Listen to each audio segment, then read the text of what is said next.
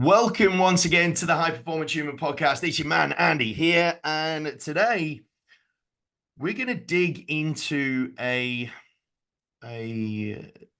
section of high performance that I will say it could be a little bit invoking of a little bit of emotion. All right. So just a little sort of discretionary advisory put into the start of this one, because the guy that is joining me today on the podcast, I have known and met a good few years ago now.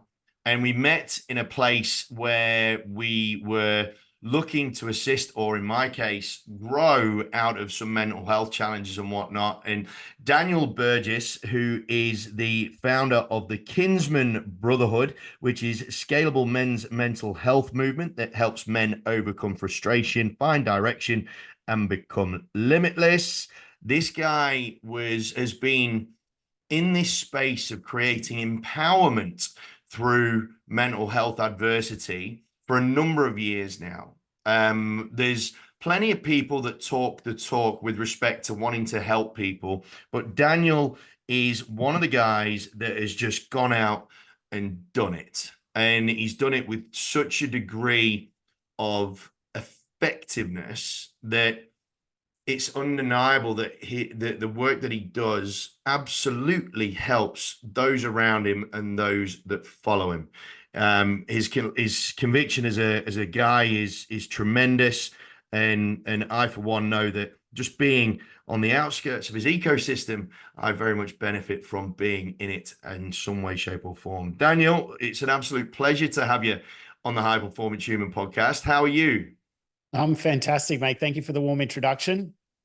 I'm stoked to be here. I'm stoked to be here, and just going by our conversation before we got on, I'm already excited, and I can't wait Man, to dive in deep. This is going to be a ripper chat. This is going to be an absolute ripper chat. Now, like I said, team, Daniel is the founder of the Kinsmen Brotherhood, which is something that, and a distinction that I want to make right from the get-go, team, is that we were talking about this before we hit record, and there's a lot of these toxic masculinity movements, right? A lot of these sort of men need to be men movements and all this sort of stuff. And although there is potentially a degree of truth in men owning their own voice, there's a lot of stuff that goes on in those sorts of conversations that are tremendously detrimental. I want to make the distinction between them and the Kinsman Brotherhood, because what Daniel does with it, and it's super impressive, is he builds up men that have hit the bottom with a degree of humility and with a solid foundation of knowledge and awareness and understanding that creates much greater men for society, right? We're not talking about being alphas or anything like that. It's being solid human beings, right? And having accountability to their brothers, to the other brothers that are in the Kinsmen. And before that, Daniel was the founder of the Phoenix Experience, which is when I met him, and which was all about empowerment through mental health challenges as well. And you had great retreats, and you took them on walks and all that sort of stuff, which was incredible. But Daniel, for the benefit of the people that don't know who you are, just give us a bit of an MO as to a bit of your background and what put you on the path that you're on today. Yeah, well, thank you, mate. Yeah, well, I've been coaching now for nearly 10 years. I've been in the space. Obviously, the Phoenix Experience was an incredible ride, taking people on hikes and into the mountains for sunrise, lots of real estate teams, which I absolutely loved. And unfortunately, COVID put that to a screeching halt because the national parks were closed. And but before that, I was a national brand manager and I was in leadership roles. And before that, I was in and out of jobs, struggling with unemployment for a very long time. And I'd have jobs and I couldn't really find my purpose, because when I was 20, someone drove me off a bridge in a car and left me paralyzed. And I was in a really bad way for a really long time. And I was walking the streets of Cairns for 6 months, broke and homeless. And I was so skinny from my injuries. I was like 68 kilos. People thought that I was a drug addict on heroin. That's how skinny I was. And Jeez. that really, and I just knew that that wasn't my circumstances. And like what you're talking about Kinsmen and walking the talk, it's given me that belief that anyone can rebuild their life at any stage with the right mindset, the right support, the right mentorship, and the right education. And I feel like what you said is a lot of leaders out there that talk the talk, but they don't walk their walk. Mm. And what we were saying off air is that it just can become a part where people listen to all of this and it becomes like bypassing. It becomes like air. It does nothing. Mm. So I've always had to walk my talk because I've literally had to implement the things I've learned to drag myself out of hell. and Yeah, and yeah, for sure. yeah, and then talking about Kinsmen was really born from divine inspiration. I had a meditation, and the whole thing was late because I do a lot of deep meditation, and Kinsmen was born from that, like something like an ancient order that we used to have where men held each other accountable to a higher standard, but for the betterment of society. Mm. Like we are so like there's a lot of men's groups out there and a lot of men's work, but a lot of it's still based on competition. Mm. And men don't want to lean in or be vulnerable because for a sign of weakness. Yep. Whereas Kinsman is about rising the tide of men. And it was very interesting when I started, I thought, because it's so male focused, I thought I might get some backlash for women, but every woman that I've ever spoke to and has reached out to me in public and in private saying, thank you for what you're doing for the men of this world because they need it. And I thought, well, that's special. Yeah, for sure. For sure, man. Like I said, team, there's a lot of this toxic masculinity kicking around, your Andrew Tates of the world and what have you. And make of it what you will, but the work that Daniel does it's different.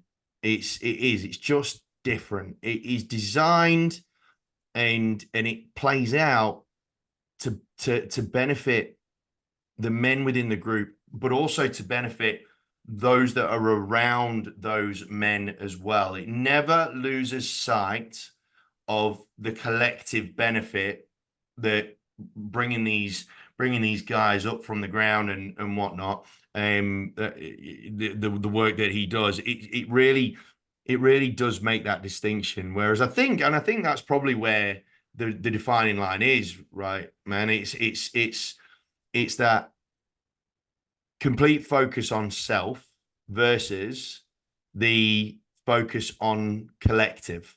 Yes. And I think there's the defining line right there, right? I think some of these movements that are all we're men and we're bloody men and men. It's all about inflating ego, right? It's all about pumping up that ego again. Whereas what you're doing, it really is. It's always got that understanding that there is a greater good that we as men are put on the planet to play out. So I really, really like it. Now, before we crack on, I always have this tradition, my man, where I have this belief around high performance humans that there's 4 elements to it: success, Yes. connection, influence, and happiness. Now, you are a guy that's been through a heck of a lot, right? You've got some battle scars from this old trip of life. Really, Physically and emotionally. exactly, man, like in a big way. Um, I'm really interested to see what your definition of a high performance human is, because it's going to be coming from a place that isn't found on a P&L. So, what's your definition of a high performance human? Well, my definition of high performance human, it's multi-layered. It's multi-layered. I think that someone who's chasing self-actualization or enlightenment, where like we spoke about it before, it's like everything, we get to that point where everything that we've learned, we start to unlearn all of our programming, all of our conditioning from society, everything like that. And we were talking about Kinsmen, and I've got this saying in Kinsmen, it was something I was like thinking about while I was in Thailand a year ago. And I was like, we need more great men. And then I was like, no, men were born great. They've just forgotten. Mm. And I truly believe that when men are left to their own devices, that they're at the mercy of dark urges, right? And there's this thing, and there's a time back in the Renaissance of man where before that it was said to be this dark age of men where men were hedonistic and self-focused and short-term gratification and, focused on sex and food and, debauchery, all of these things, and war. And then the Renaissance man led us out of that, which was like your Leonardo's and all of these thought leaders from that time. So my definition of, and this is for a man, it also can be for a woman, is someone that's versed in philosophy, someone that's has wisdom, someone that has social and emotional intelligence, someone that has physical prowess, so they're connected to their body, they know how to move in different ways and have different, because the body is the vehicle of the soul, so they need to move well.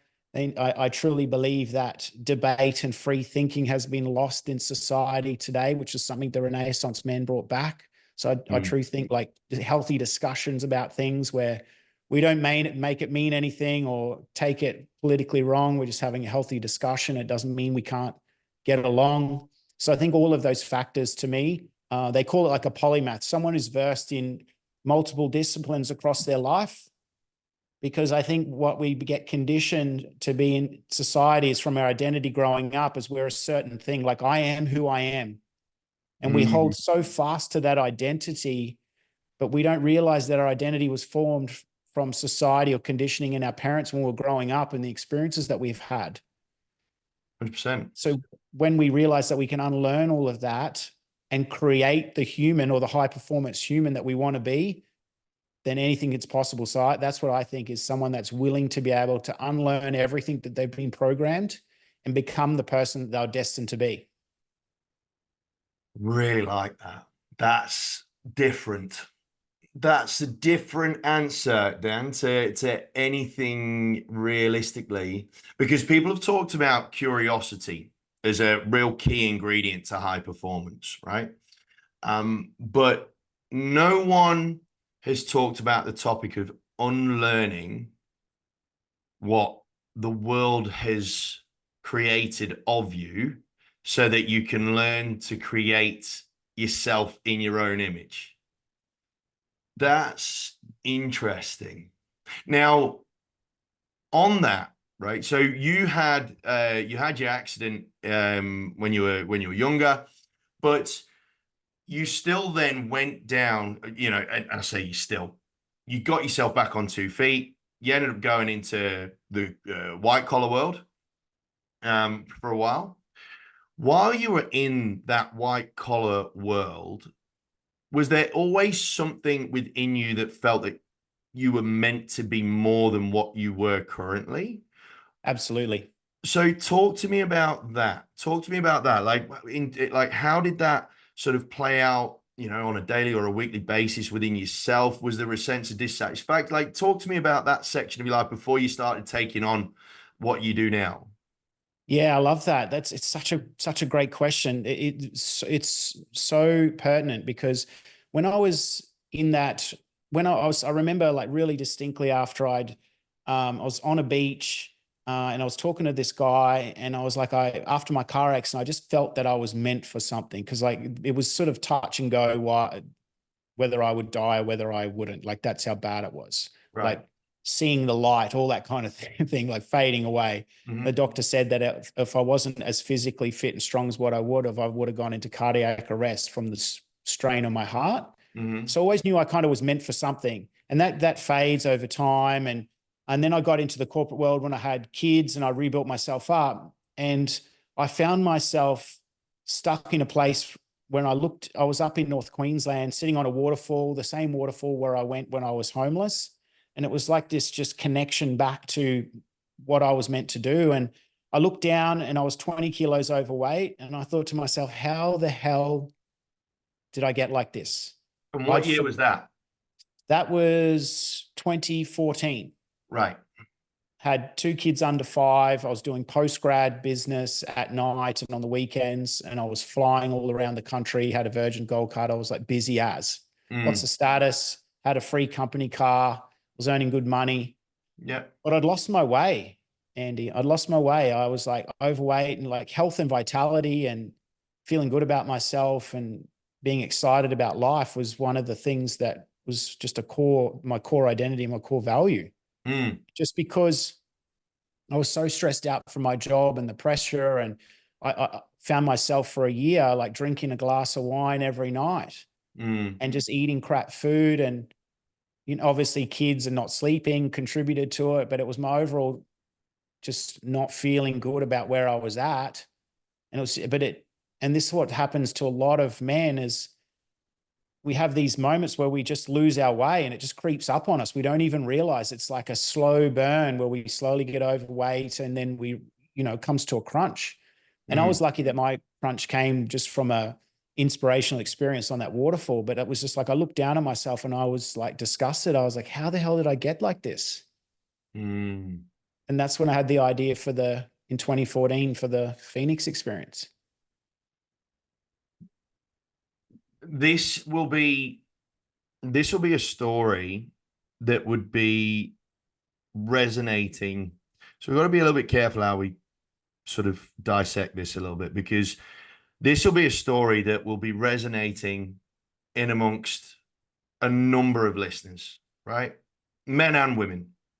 Where and I mean, because it's resonating with me. I went down the golden handcuff route and did the stuff that we thought that we're supposed to do, right? And as a result, not through anybody's fault other than my own, you become, you say it as, you look down and you were like, how have I got to this? Like for me, there was an immense sense of loneliness and Mm, emptiness within myself, yeah.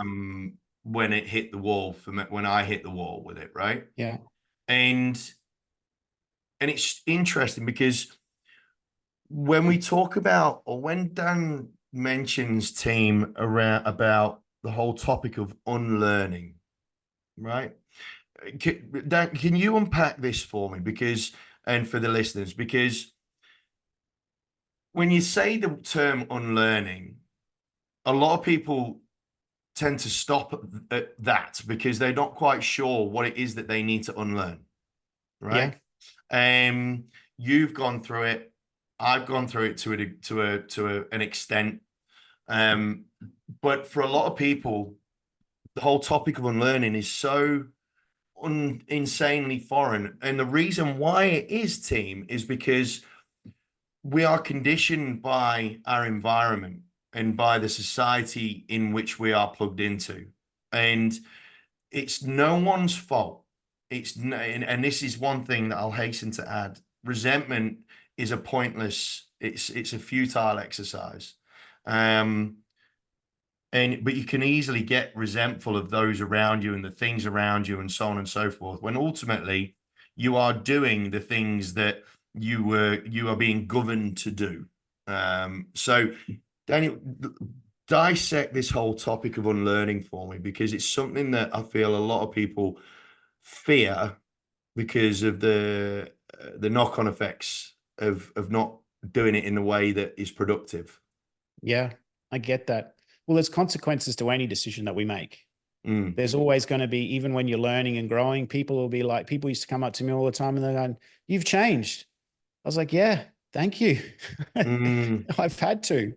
I've like, thank you for noticing. But they were obviously saying it as in a detrimental way. But I was like, yeah, of course I've changed. But this concept, well, it's not even a concept. It's a known fact of unlearning. And it's not meaning we don't stop learning as far as personal development and reading and growing and wisdom and philosophy and connection, all of those things. But this is more about, we are programmed from birth by our parents, by society, by our cultures to play a certain game in life. mm, And we play that game out in life in detail based on what subconsciously we think is expected of us, or what's right, or how we play the game of life. mm, And what happens is people feel unfulfilled because they're playing this game of life that they don't know how to win, because every culture has a different set of rules. Every family has a different set of rules. Every neighborhood has a different set of rules. Every school mom, school dad at the school has a different set of rules about what winning this game of life means. Mm. So it's no wonder when we're doing all of this stuff, we're showing up, we get the corporate job, or we get the job, we get the trade, we do all of these things that we think that's expected of us. And 10 years later, we're like, well, I've done all of I've created all the success that society's expected of me. Why do I feel so shit? Why does this not feel how I want it to feel? Mm. Because everyone ultimately is chasing a feeling. That's all Yep. we're doing is we're chasing a feeling. If I do this, I will feel a certain way. Right. So we get to 10 years on in our career because we've done everything that was expected of us, but it doesn't feel how we think it should. Mm-hmm. And then we question ourselves, why don't I feel like this? And then this is a generalization, but then we to try to numb that incessant voice in our head, maybe we over-exercise, we have substance abuse, so we drink a glass of wine a night, like what I did, trying to calm that voice in my mind. Because we're doing everything that we thought we were supposed to do because it's subconsciously programmed in us. And what unlearning is unraveling all of that societal conditioning because our identity is not fixed. We think our identity or who we are is who we are. Like, I'm just like this because, and people will they will defend their identity stronger than anything else in the world. But when they realize that their identity is not shaped by them, then it helps them unlearn all of those programming so they can go, well, what is it that I want for the life that I want to create, for the life that I desire, not what society expects of me or my parents expect of me. And we're not going around consciously thinking this. We're not going to conscious, if I do this, my parents will be proud. Like, it's hardwired into our DNA, into our subconscious programming to act in these ways. So unlearning is consciously unraveling all of that conditioning and then layering in all the new things that we want to be for the life that we desire, all the new behaviors, all the new beliefs, all the new stories for the man or woman that we want to become, that we need to become for the future that we desire. Otherwise, we keep repeating the patterns of the past. Totally. And what I tell my clients to do is create a new game so you know what the rules of the game are and so that you know what winning looks like. In every sport, football or Aussie rules, anything like that, there's a predetermined set of rules that everyone knows and you know what winning looks like. Life is not like that. So can you imagine playing a game, slogging yourself for like 90 minutes solid and then go, oh, we don't really know who wins? You'd be devastated. Yep. Compound that over 30 years of your life trying to please someone subconsciously, it adds up. 100%.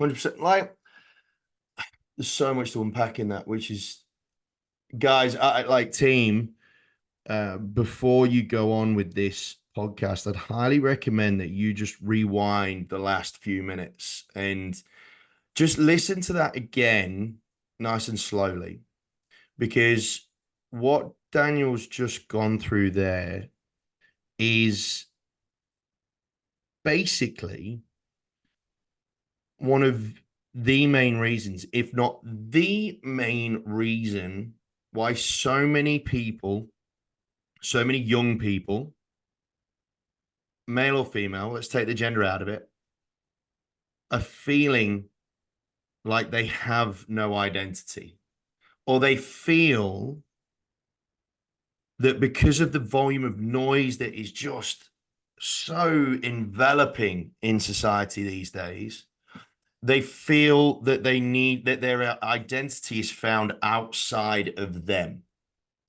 And they feel the need to attach to a cause, to a movement, or whatever it is, right? Now, Daniel, while I marinate on what you just said, which was an absolute home run of a response, how did you go through the process of discovering your own identity? Yeah, that's a great question. It was, well, when I had that existential crisis, I went back and I was like, okay, well, what is it that I really want and what's possible? And I realized it was just a process. Mm, it was a process of just going, well, if that's not what I want, then what is it that I really want for myself?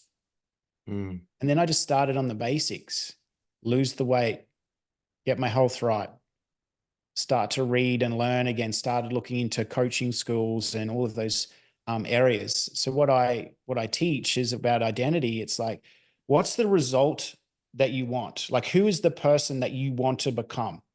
mm, Because and it's not like, well, it's like shaming ourselves because we're not the person we need to be. There's no stories behind it. It's like, I'm not who I need to be for the life that I want. mm, Because I used to set goals all the time and I never achieved them because this version of Daniel did not have any right to achieve those goals. I why wasn't not? that Why well, I not? wasn't that man. I didn't have the behaviors, the consistency, the knowledge, the wisdom, any of those things to achieve those goals. I was not that person. That's why a Mm. lot of people fail with goal setting because they're operating from the person they are now, not the person they need to become who's got the right to earn those goals. Say that slowly and just repeat exactly what you just said a little bit slower. Yeah.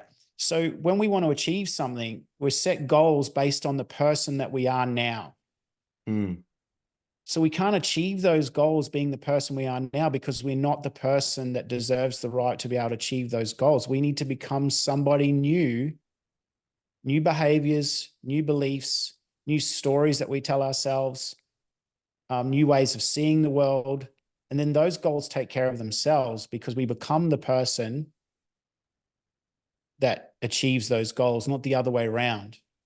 It's like a internal out rather than the goals are external and people try to set the external goals and then everything else chases. Like, no, we change who we are on the inside and then our outer world or the goals change as a result of the person that we become. oh, wow, that's a goosebump moment. That's a massive goosebump moment. Now, like on that though, on that, right? Um, this is tying in beautifully with a thought that I've been marinating on for a wee while. Um, there's the things that people need to do in order to achieve any whatever level of success, wherever that success bar is that they set. In order to achieve that level of success, um, everybody knows the buzzwords, right? Everybody knows consistency, discipline, those sorts of words, right? I mean, you talked about consistency just then. And I've been marinating on, well, we all know what those words are, and yet the majority of people still aren't going anywhere near the level of success that they would love to have for themselves and those around them, right?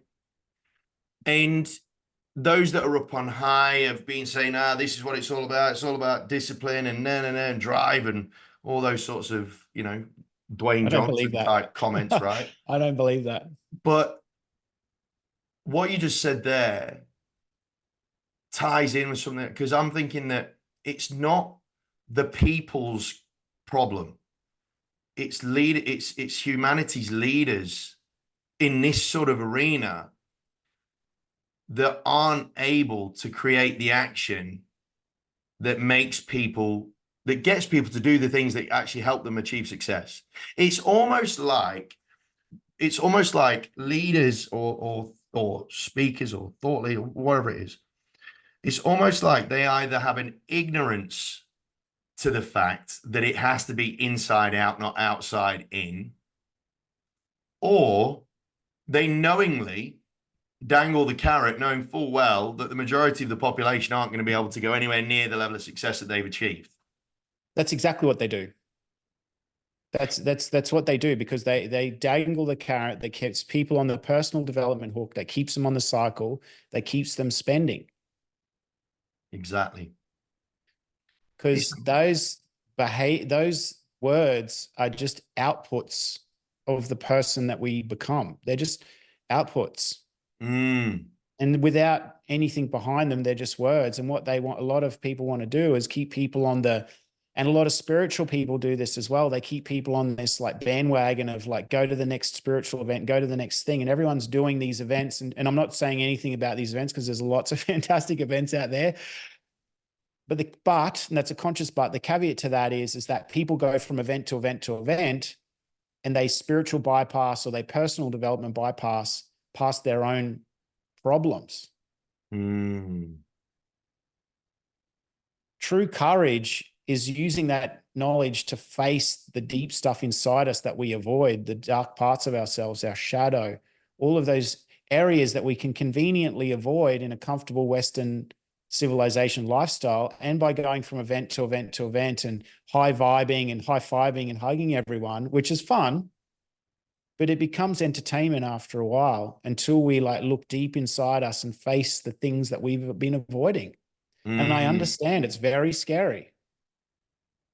But when we solve those bigger challenges, those other words like consistency and discipline and all of these things, they're fine. Like they're just outputs. And the thing about discipline is like a hustle grind. You got to be disciplined. You got to do this. From real estate and all those things, if you energetically are in a good place, sales flow. But there'll be days where you can do all the calls and hustle and do all of that and grind and discipline for months and months on end and not get one sale. Because sales is energetics, just like being a human is about energetics. Those words like hustle and discipline, all of that have no meaning when they're just an action. Like everyone goes to me, oh, you're so disciplined about going to CrossFit and going training. And I'm like, no, I'm not. I just go. If I don't train, I get the itches, like I have to train because it's a part of who I am. It's not disciplined. At the start, there was some discipline involved to actually show up. But once I changed my identity, it no longer became about discipline. It was just a part of who I am. That is enormous, team. Geez, your pens will be on fire taking notes right now. Discipline at the start, but then it just becomes a part of who I am.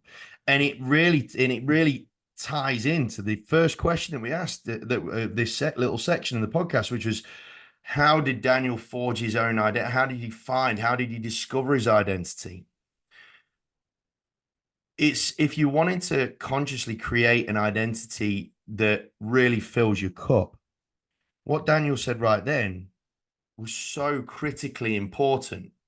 Because if part of your identity, for example, is having a healthy body and whatever, right? Looking fit, feeling fit, then, because if you like, the amount of times that people just bang on about discipline, they've just been disciplined for years and blah, blah, blah, blah, blah.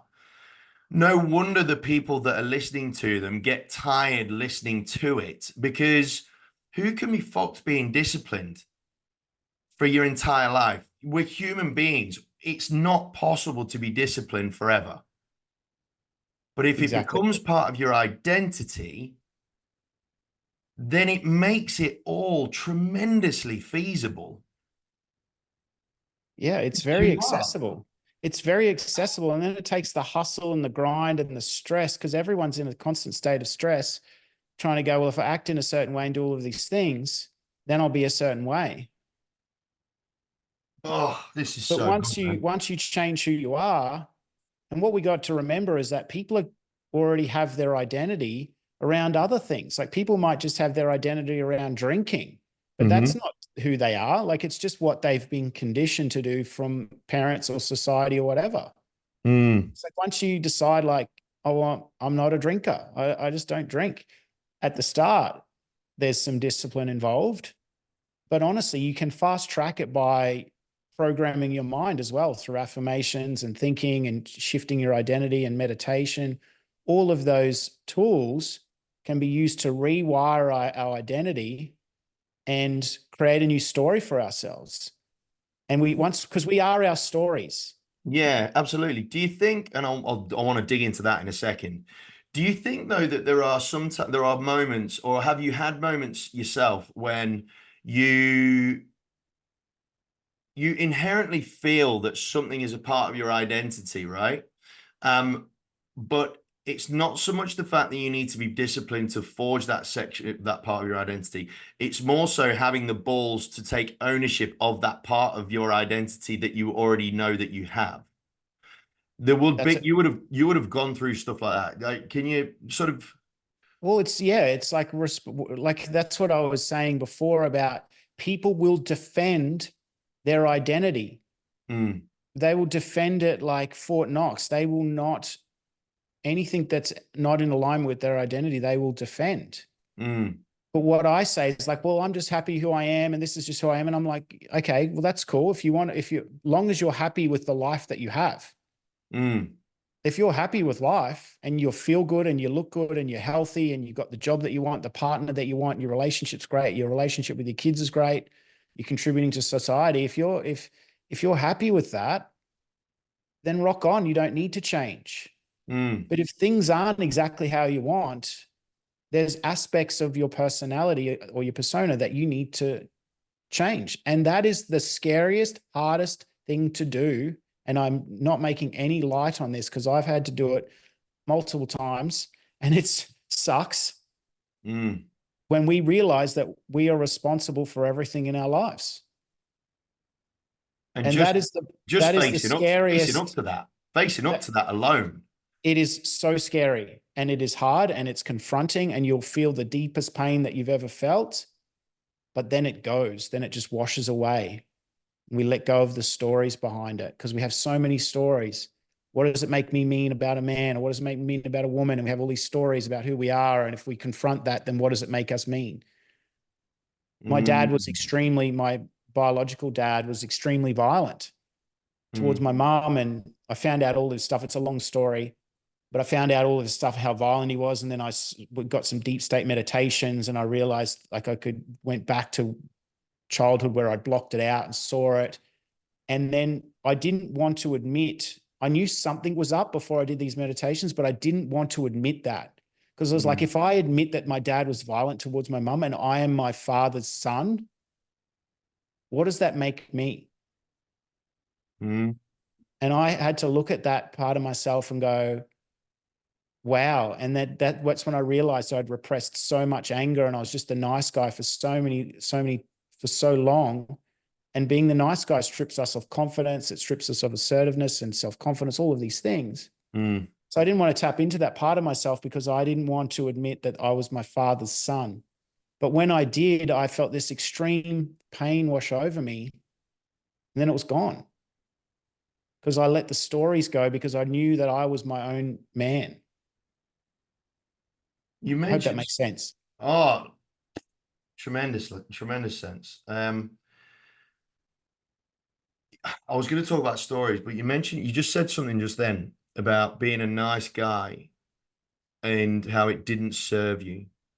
I've had this thing around the fact that there's a difference between being a nice guy and a good human, right? Because good humans aren't afraid, or they are confident enough to get past their fear of facing up to realities that need to be faced up to, right? Yeah. Talk to me when you were in your nice guy phase, right? And you will have done some retrospective thinking on this, I'm sure, which is why I want to ask. When you're in your nice guy phase, what were the mistakes, or what were the things, what was the stuff that was letting you down whilst you were being a nice guy? Because there's a vernacular that's growing a little bit of momentum in society around the fact that, you know, nice guys can win. I mean, you have some prominent thought leaders in business and whatnot saying nice guys can win and they don't have to finish last and what have you. And I was buying into it, which is why I know it's there. Until I woke up and realized that being a nice guy is very much a last place endeavor. But being a good human is that ability to be able to say no. It's the ability to be able to um, live to your values and without, you know, without compromise and whatnot. But how were you dealing with? being a nice guy. And what were the key things that you were like, this is just this, I'm losing, this is just not right. This isn't right. Yeah, I love well, firstly, I love the distinction between a nice guy and a good human. Good humans always win, Mm. but a good human has full access to all of their emotions and the breadth of the human experience. Yeah. They have full access to their emotions, team. A good human has full access to their emotions. There are so many quotable lines going out of this fucking podcast, mate. It's not even funny. So yeah, so if you think about it, right, like there's, and I'll expand just quickly, and this is just a real simplified thing. If we experience anger when we're young, Mhm. we either become angry, and this is very simplified. So please, anyone out there saying that there's a lot of layers to this, yes, there is, but this is Mm. typically what I've seen, and I've coached thousands and thousands of hours. Mm. Is we will either anger will either will if we witness anger when we're young, like violence and anger from our fathers or from our mothers or from when we're growing up between 0 and 7, if we experience that, we will either do two things, especially as a man. We will put that stuff away and go, will never be like that. So we are the consummate nice guy, Mhm. right? And then, or we will become explosive and violent, or passive until violence happens explosively, because you can only put a lid on the cork on that anger so much. Mm. Whereas with me, I'd repressed it so much, I had no access to it. So when with me, I wasn't confident or assertive enough to ask for what I want, to speak my truth, to chase my dreams, because I was the nice guy, always polite, always accommodating. But many nice guys have passive aggressive behaviors, Mm. which is just as toxic, because they're nice, but the anger has to come out, and it come out with me in passive aggressive comments, little Mm. digs. But assertiveness and confidence is a powerful energy that's linked to anger, and anger is a powerful emotion to dig us out of a hole when we need it. Anger is a emotion that's to be used in private, but it's like a rocket fuel that if we can get angry at our situation or angry at the man or woman that we are, so we can change it, use it as rocket fuel to propel us out of the stuck places that we're in, or to get us out of trouble, or to give us that last bit of energy when we're at our limit, to get ourselves out of trouble. So when we limit one emotion in our lives, we can't just, everyone says, well, I just like to feel happy all the time. But if you can't feel sad and all of the, they say positive and negative emotions. I don't believe that. It's just a spread of emotions. We've been given emotions for a reason. Mm. But if we only experience one emotion, then we cannot truly connect with people. Agreed. Because if you're having a heated debate with someone, it's okay to get a little bit angry. If you're both getting angry and it's a heated debate and it's functional, Mm. that's passion. But what we do is we operate in this like mediocre line. Don't be too confident, because if you're too confident, you're cocky. Don't be too sad, then you're morose and you're depressed, and we don't want to be around you. So we Mm. operate in this mediocre line of what we think is humanly possible, and it dumbs our feeling. We can't love.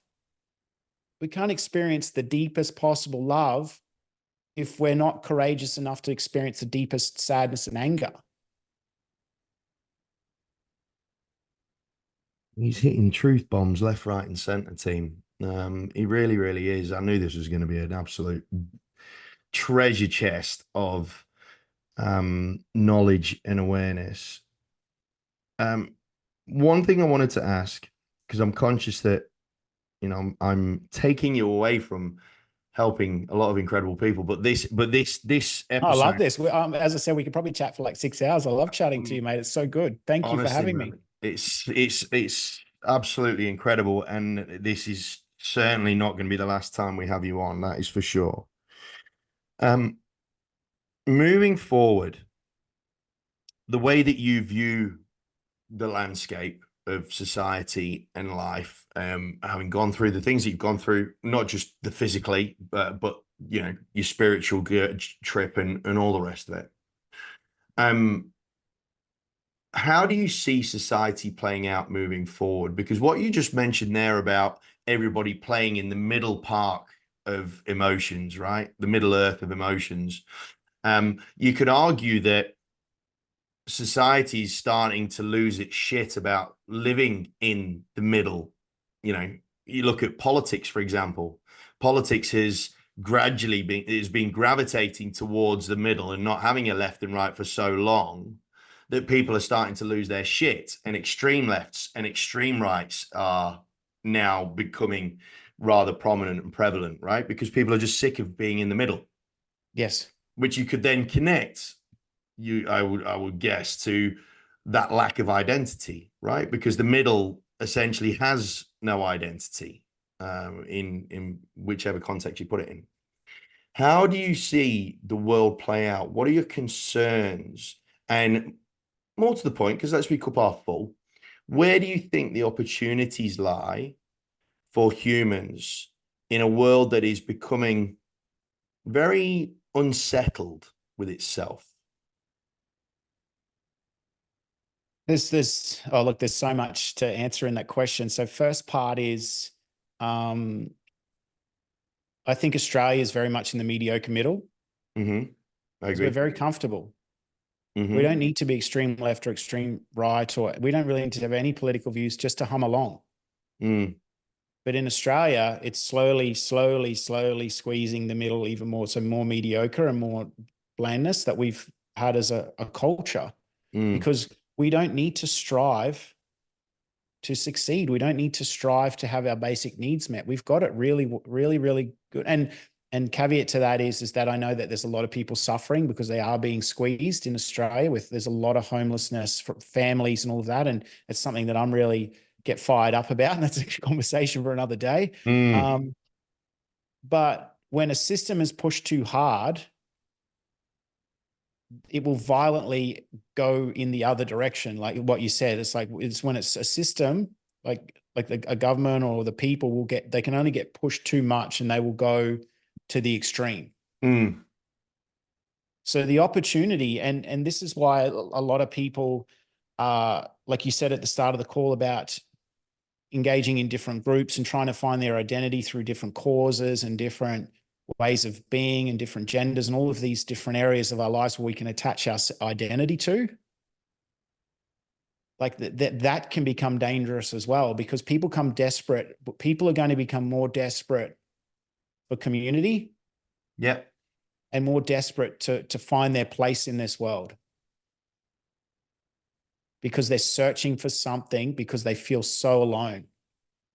That is the greatest danger that we have, is the more connected we are, there's so much isolation, especially in men. I know there is for women. I just know the stats more for men. It's nearly 50% of men feel like critically lonely and isolated, even inside their relationships and with their families. They just feel they're not connected to anything. So the biggest thing that we need to be careful of is like people searching for community, searching for identity, and finding it in the wrong place. That's why I think it's so beautiful that you have this podcast and these messages from these stories and inspiration of hope, to realize is that we have a place in this world. Yep. It's the biggest thing that I teach, is like, you have a place in this world. You are worthy. You are valid. And no matter where you are, there's always hope. Through the right mentorship, the right education, the mindset, surrounding yourself, even if you don't have any quality people around you, watching, your podcasts like this and being around positive role models can drag you out of any hole.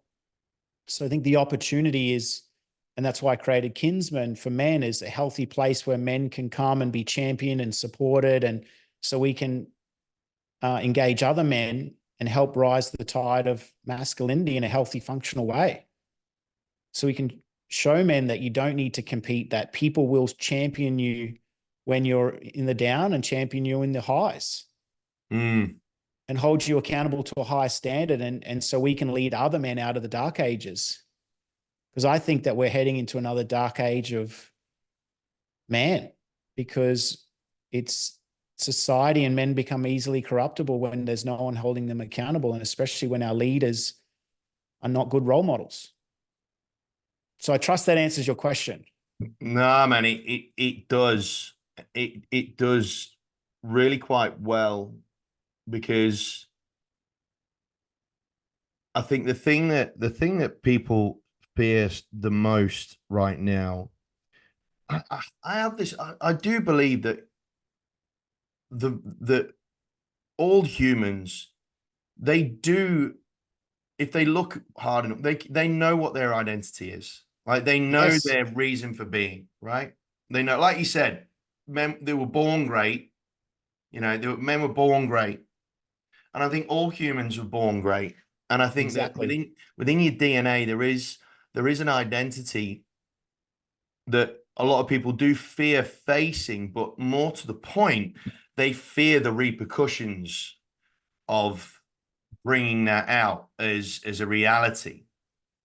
And whether you sort of link it to the whole matrix analogy and whatnot, and unplugging, I actually don't feel that there's a necessarily a need to unplug. I mean, team, I know that I can hear some of the audience listening to Daniel talking about meditation and all that sort of stuff. And if you're watching the video, you see he's got a long lion's mane of shag going on atop his head, and what have you, right? And for a lot of people, a lot of you be going, look, the guy, he's away with the fairies, because he lives up near Byron, and they inherently are hippies, bless them. There's that predetermined judgment.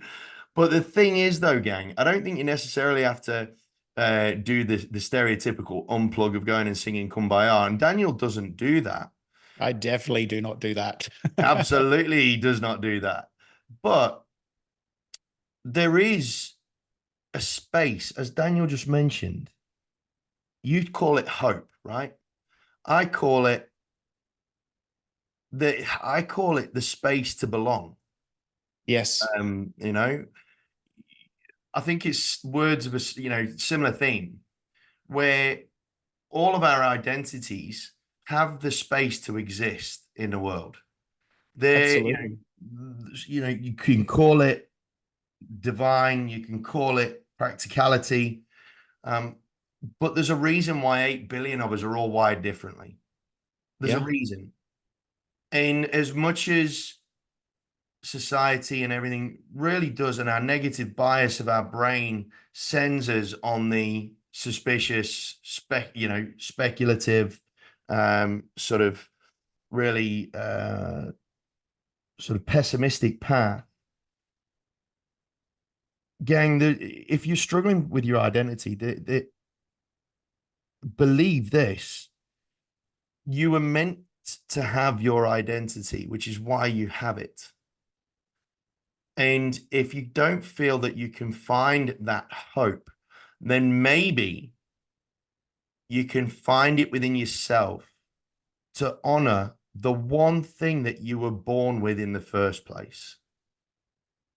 So we've been talking about language a lot, right? When you talk about sacrifice and discipline and what have you, and you really smash discipline out of the park with identity. But I think that hope thing, I know a lot of people do feel that glimmer of hope. I had Mel Yu on a few weeks ago, and she said that the one thing that kept her going was that little flicker of hope. But having had this conversation, I think that it wasn't a flicker of hope that Mel had. It was that inner thing of, I have an identity.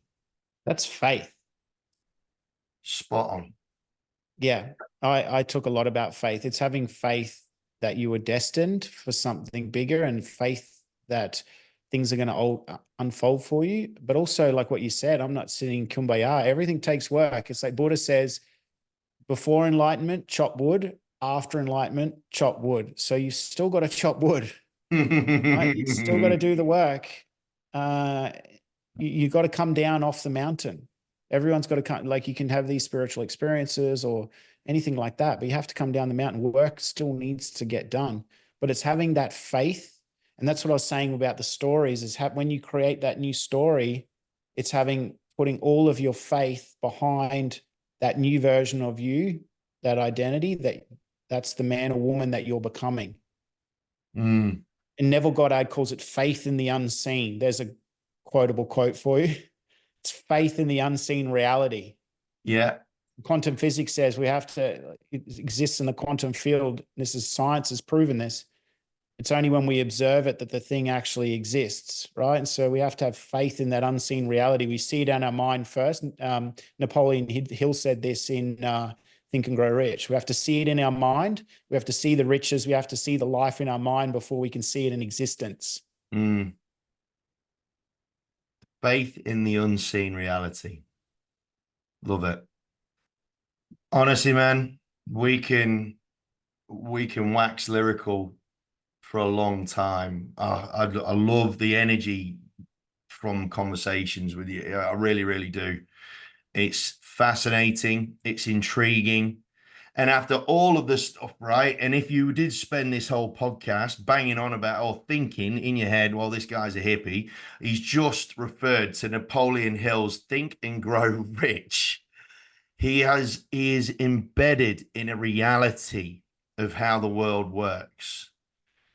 Like he mentioned, as Buddha says, chop wood and then chop wood after, right? So now, mate, before I let you go, there's one final question that we always ask everyone, and I'm gonna ask it before I start asking a whole bunch of other questions that are gonna have us here till bloody kingdom come, right? Okay. So I gotta be on it. You are obviously on a constant journey of unlearning, and in that there will be that unseen reality that you are heading towards. As you reflect on your own existence, right, as to this point, if there was one thing that you know you need to work on, if there's one part of your journey towards high performance human in your mind, what would that one thing be that you feel you need to work on the most? Oh, that's an easy one. I think I've got some really deep subconscious blocks around money. Like I can make money and I've had lots of it and it seems to just pass through me. And it comes from, and I'll be really honest with this, as part of my identity, it was very much boom or bust when I was growing up. Lots of money, no money, lots of money. When I had my car accident, lots of money before my car accident. I was working, I got into working in government in Brisbane when I was really young at 19, had a girlfriend, lots of money, car accident came along, paralyzed, lost it all. So went like earning more money than I could spend when I was 19. So I've had these just cycles of boom and bust. So that's something that I'm consciously working on right now, is that trying to even out that subconscious identity programming of my childhood. And that's played out in multiple times throughout my life is that boom or bust strategy. So that's something that I'm really working at unlearning. Well, Daniel Burgess, I cannot thank you enough for your time, your knowledge, your transparency in who you are and what you're about and whatnot. Team, I would highly, highly encourage that you connect with him. We'll put links to Daniel in the show notes, and we'll also put links into the Kinsmen project movement as well. So that if you do feel, if you're a guy and you're listening to this and you feel that you may benefit from joining something like that, where there is a brotherhood of accountability. Like I say, it's not toxic masculinity. It's not alpha maleism. It's just a group of guys that want to hold each other to account for the betterment of everybody around them. And Daniel does incredible things to facilitate the betterment of chaps that join in on it. Been plenty of case studies already, and I feel he's just getting warmed up, bless him, with all of that. So Daniel, you've just brought out a book as well. If you want to just talk about that very, very briefly. I got it. Like, yeah, I just bought, this is a Powerful Man journal. Okay, So so it's a 30-day hardback journal, team, for those of you that aren't watching this on the video. And in there, it's accountability measures, it's gradual aggregation of incremental gains and whatnot per day, right? exactly, yeah, it's 30 days. It's beautiful 72-page hardcover, and I wanted to design it so it was like a ritual where men could sit down, focus on themselves, busy lifestyles, spend 15 minutes a day. There's links to meditations, there's anger release uh, exercises, and you talked about resentments before. There's a resentment exercise, so like there's QR codes to all of that. Each day is like a different teaching bit of content Mm. that helps rewire. It's like a mental and emotional reset for men. And it's not some fluffy duck mindfulness program. I wanted something for men to take back their healthy power and really unlock their potential. And then as it goes through the journal, once all of that anger and everything's taken care of, then it goes into rewiring your identity and your character. And at the end is all about rewriting your new story. So it's a real powerful 30 days. And each day's got a different QR code with the different meditations, affirmations, all of those different things. And yeah, it's been really well received, and it's powerful because I wanted something that speaks to men that were just in personal development, somewhere where men can just have time to themselves and really go, do I want my life to be for the life that they deserve? Yeah, nice. Nice, man. Well, we'll make sure that we put a link to the book in the show notes as well.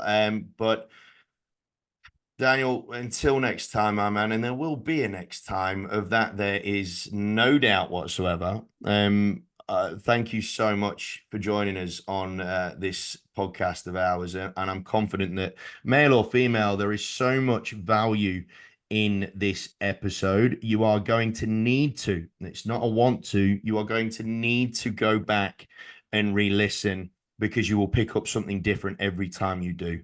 Um, Man, thank you so much for joining us. Mate, thank you. Thank you for having me. Thank you to everyone who's listened this far. And I really appreciate, mate. I love our chats, and I love seeing you, and I love how far you've come and watching your journey and how healthy you and happy you look. And yeah, I really appreciate it. Team, I hope you've had as much value out as this as I have. Make sure you look after yourselves and each other.